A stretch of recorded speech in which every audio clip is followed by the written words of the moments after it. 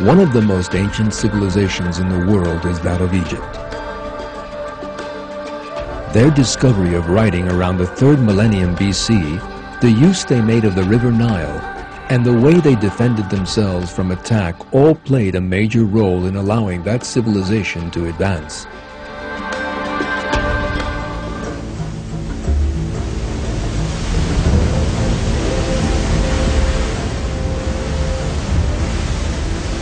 Ancient Egypt rested on one of the world's great natural wonders, the River Nile.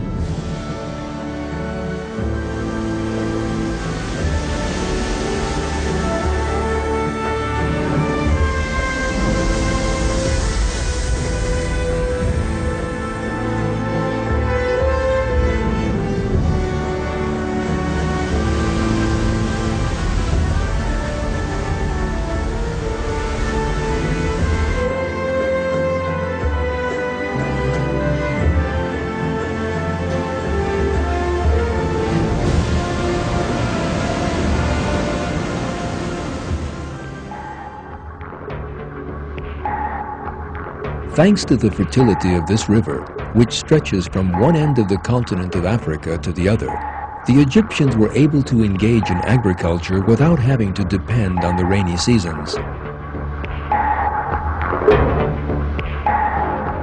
The historian Ernst Gombrich makes the following comments on the subject. Africa is hot. It does not rain for months. Many parts of the continent are therefore arid. Those regions are covered in desert. That is the case to the right and left of Egypt. It rains very infrequently in Egypt, but there is not that much need for rain, because the River Nile flows right through the middle of the country. Given its enormous strategic importance, he who controlled the Nile also controlled Egypt's most important source of trade and agriculture. In other words, its very life.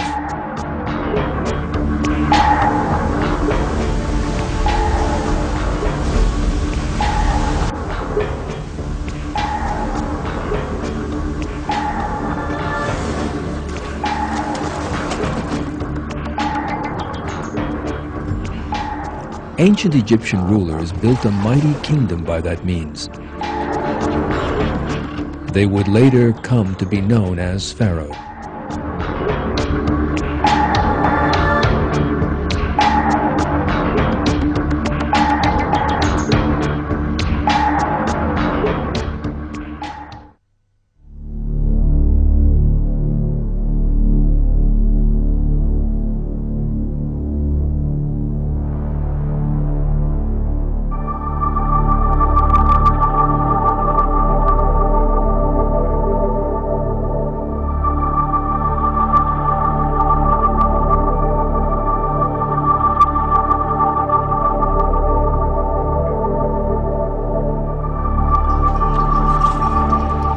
The ancient Egyptians possessed a deviant belief in a great many gods. They were fiercely devoted to that belief because of their terrible bigotry.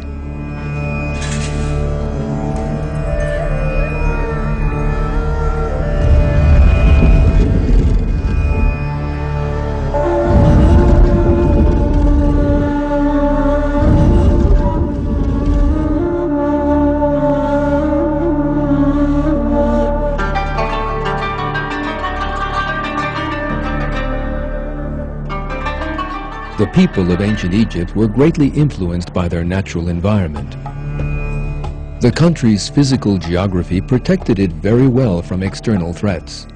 Egypt was surrounded by deserts, mountainous lands, and seas on all sides. There were two routes for an attacker to enter the country, and it was a simple task for the Egyptian army to defend them.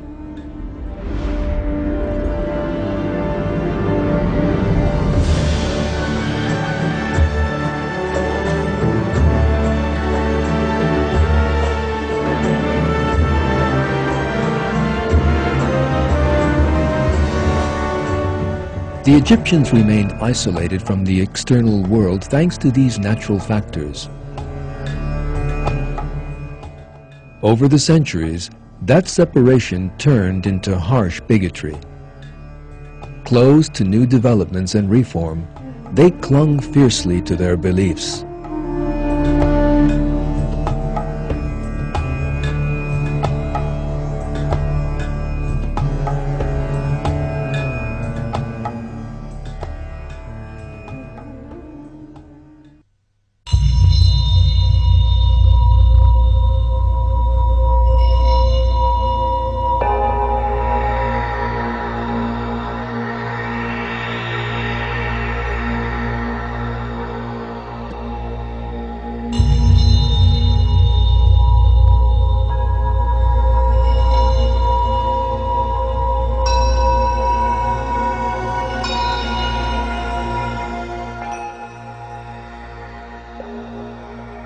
Life after death formed the most important component of Egyptian belief.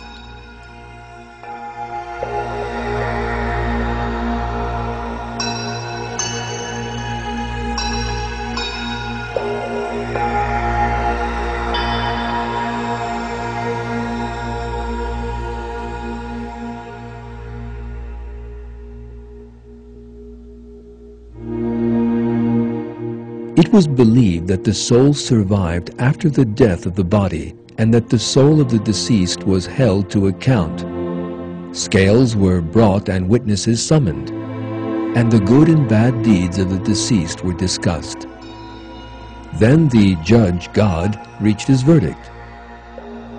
Those whose good deeds weighed heaviest in the scales would lead a life of endless joy, and those whose evil deeds weighed heaviest would suffer eternal torment.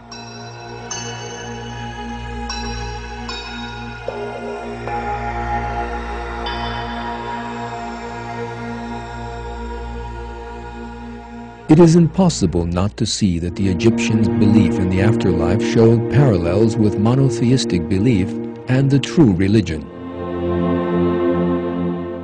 This shows that ancient Egyptian civilization had once been part of the true religion and its revelation. That religion was later corrupted, however, and belief in one God turned into belief in many. We know that from time to time messengers were sent to warn people of the oneness of God and to serve Him.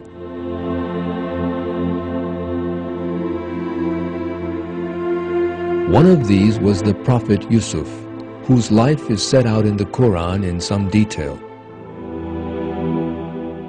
The prophet Yusuf migrated to Egypt with the people of Israel and settled there.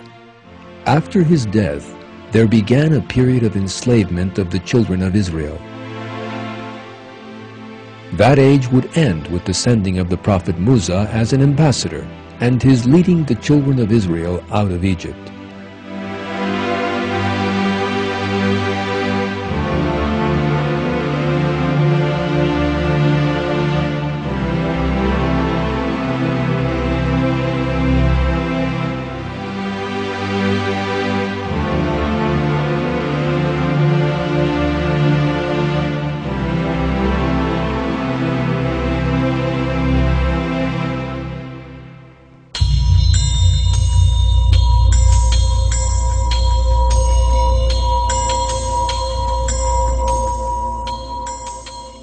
The pharaohs of Egypt were cruel, oppressive, warlike, and ruthless.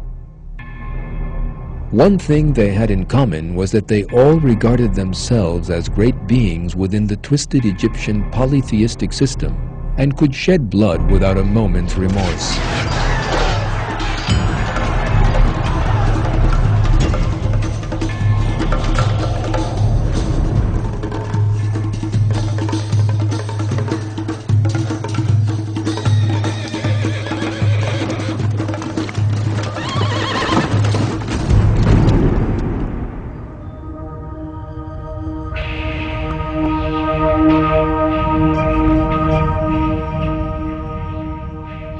However, one pharaoh in Egyptian history was different to the others.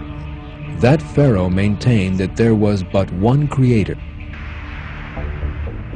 For that reason alone, he was subjected to terrible pressure by the priests of Amun and eventually killed. That pharaoh was Amenhotep IV, who rose to power at the beginning of the 14th century BC.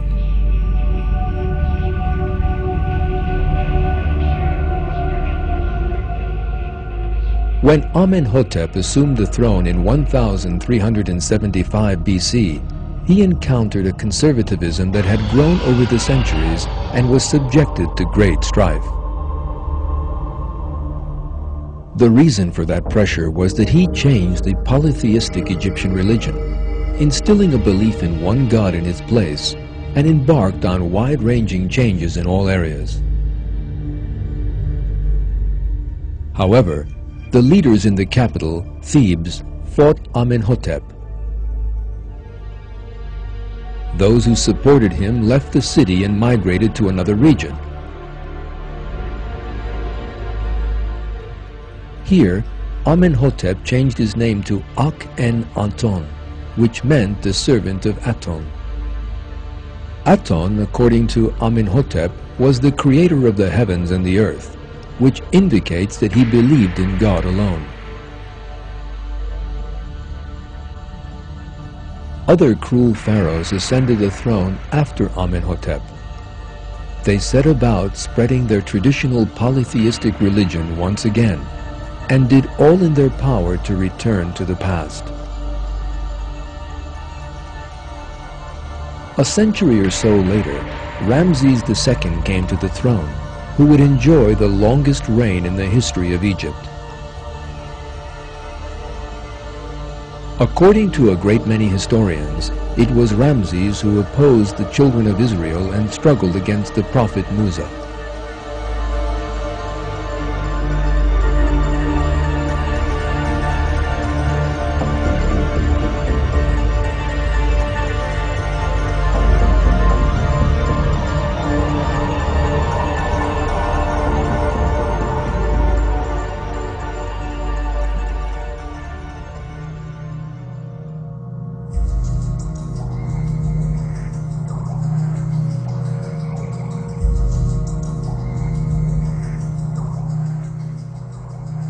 The ancient Egyptians refused to give up their pagan beliefs because of their blind fanaticism.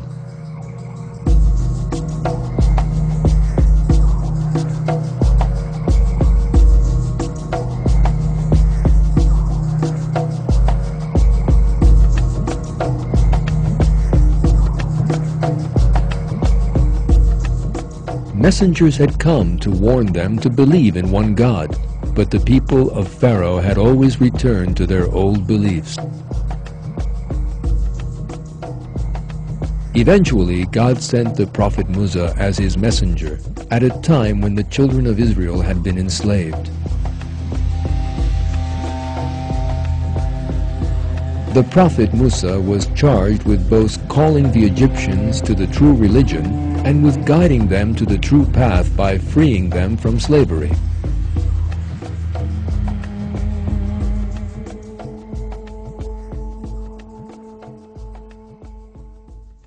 We recite to you with truth some news of Musa and Pharaoh for people who believe. Pharaoh exalted himself arrogantly in the land and divided its people into camps, oppressing one group of them by slaughtering their sons and letting their women live. He was one of the corruptors. We desired to show kindness to those who were oppressed in the land, and to make them leaders, and make them inheritors, and establish them firmly in the land, and to show Pharaoh and Haman and their troops the very thing that they were fearing from them.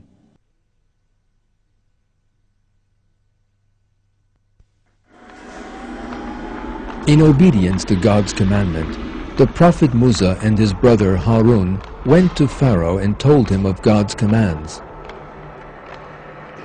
What they wanted was for Pharaoh to cease oppressing the children of Israel and set them free.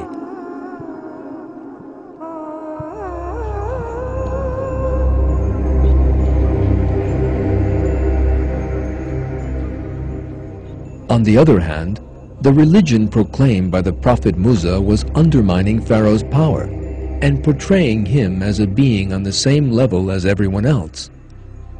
Furthermore, if he freed the children of Israel, he would lose some important manpower.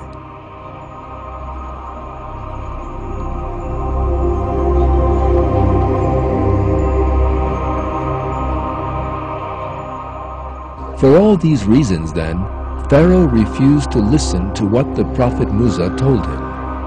He accused the prophet and his brother Harun of trying to disturb the established order and portrayed them as criminals.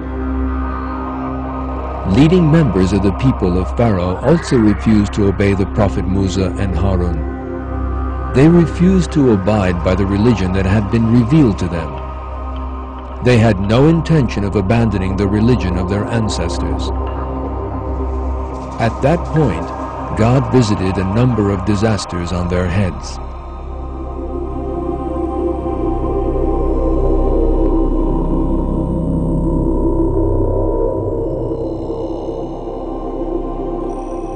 Pharaoh and those close to him were so fanatically devoted to their polytheistic system and pagan beliefs, in other words, the religion of their ancestors, that they were totally unwilling to give it up.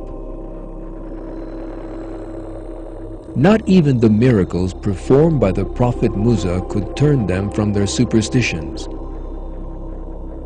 They openly stated the fact. According to Surah 7, verse 132, they said, "No matter what kind of sign you bring us to bewitch us, we will not believe in you." In the face of that obstinacy, God visited a number of disasters on them so they could have a taste of suffering while still in this world. The first of these was drought and scarcity of crops.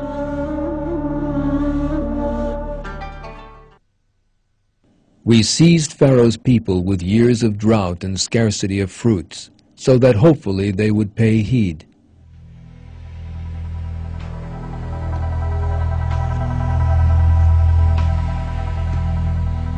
The Egyptians had based their agricultural system on the Nile, for which reason changes in natural conditions did not affect them. However, the arrogance of Pharaoh and his close circles towards God and their refusal to recognize his prophet led to a totally unexpected disaster being inflicted on them.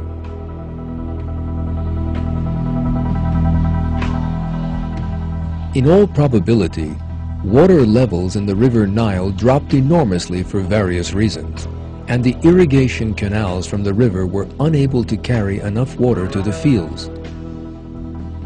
Extreme heat led to crops drying up.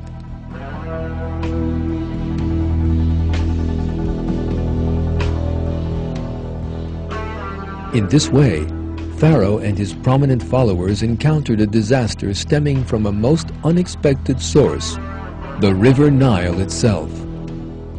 Surah 43, verse 51 reveals how this catastrophe dismayed Pharaoh, who previously used to call to his people, saying, "My people, does the kingdom of Egypt not belong to me?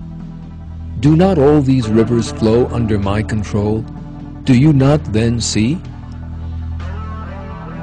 Yet that was not the end of their problems. In fact, it was only the beginning. A whole string of other disasters followed the drought and the failure of the crops. These consisted, as the Quran tells us, of floods, locusts, lice, frogs, and blood.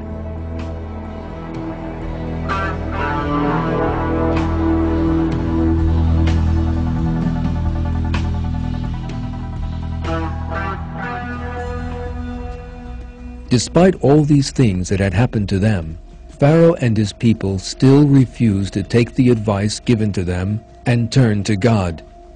In other words, they remained fixed in their arrogance. Yet that would not last long.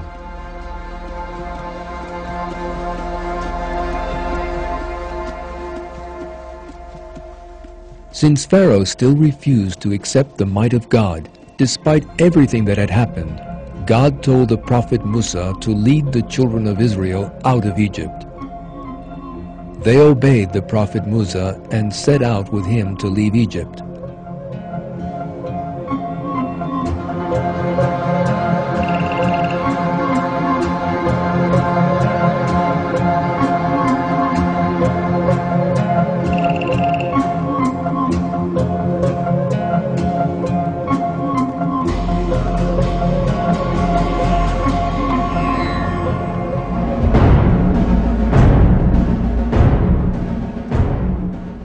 But Pharaoh could not accept their departure without his permission.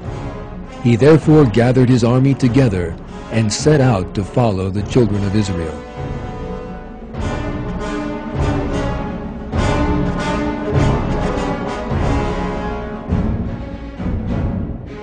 Pharaoh and his army caught up with the children of Israel just as they reached the sea.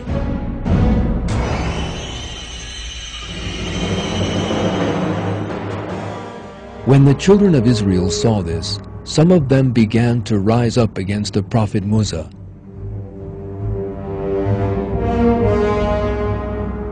According to the Old Testament, they said, "Why did you take us away from our homeland? There we were slaves, but we could lead our lives. Now we will die." The Quran describes that weakness of theirs in these words.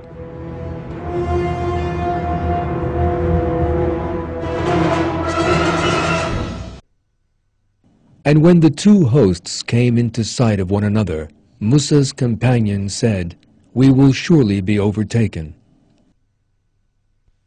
According to Surah 26, verse 62, the Prophet Musa reassured those people who were afraid they would be recaptured, saying,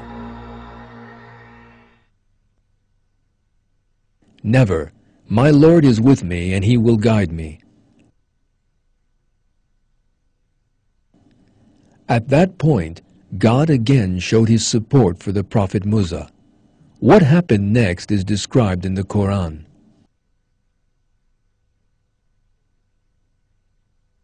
So we revealed to Musa, "Strike the sea with your staff," and it split in two, each part like a towering cliff. And we brought the others right up to it. We rescued Musa and all those who were with him. Then we drowned the rest. There is certainly a sign in that, yet most of them do not believe. Truly your Lord is the Almighty, the Most Merciful. Quran 26, 63 to 68.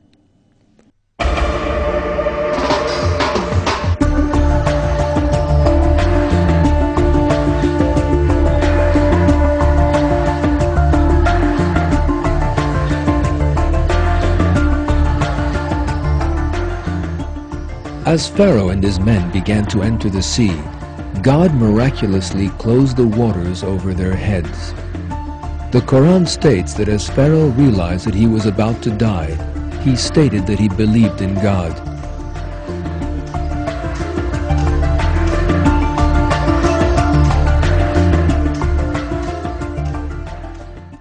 When he was on the point of drowning, he, Pharaoh, said, "I believe that there is no God but him in whom the tribe of Israel believe. I am one of the Muslims." Quran 10:90.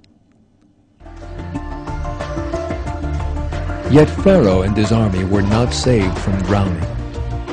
This fact is reported in the verses thus. What, now? When previously you rebelled and were one of the corruptors? Today we will preserve your body so you can be a sign for people who come after you. Surely many people are heedless of our signs. Quran 10:91 to 92. So God exacted retribution from them and drowned them in the sea, because they rejected his signs and failed to take warning from them.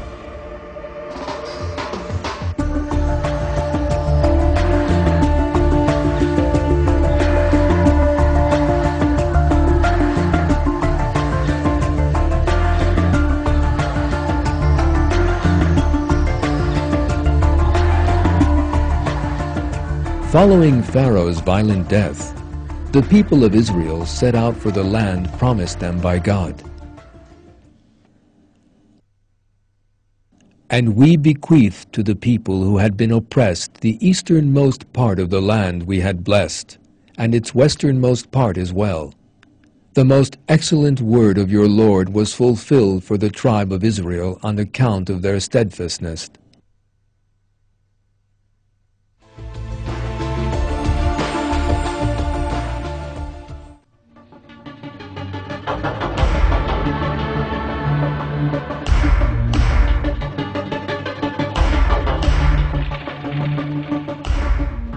As we have seen, historical and archaeological discoveries regarding the peoples mentioned in the Quran reveal once more that the Quran is the Word of God.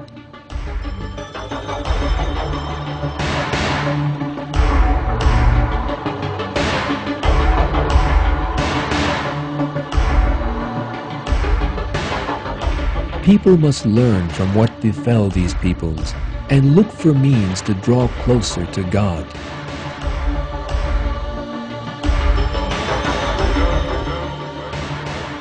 Only in that way can they hope to be successful in the hereafter.